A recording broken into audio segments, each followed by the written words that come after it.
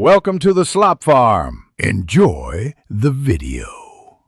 In this video, I will explain how to replace a radiator on a Dodge Durango. First, prioritize safety by disconnecting the negative battery cable. Ensure the engine is completely cool to avoid severe burns from hot coolant.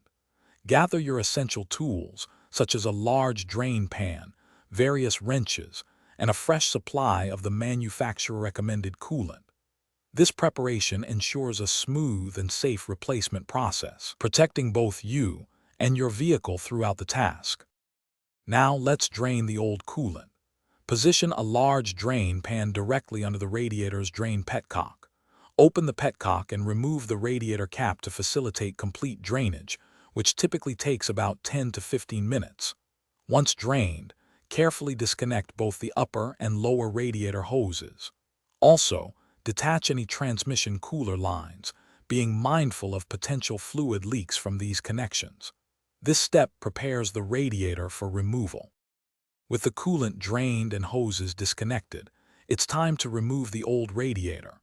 Begin by unbolting or unclipping any fan shrouds or other components directly attached to the radiator.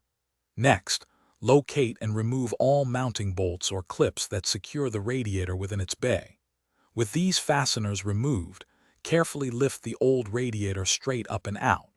Be cautious not to bump or damage surrounding engine components during this removal process, ensuring a clear path for the new unit. Finally, let's install your new radiator. Gently lower the new unit into the engine bay, ensuring it aligns perfectly with the mounting points. Secure it by reattaching all mounting bolts or clips, then reconnect the fan shrouds and all radiator hoses, including the transmission cooler lines. Double-check all connections for tightness.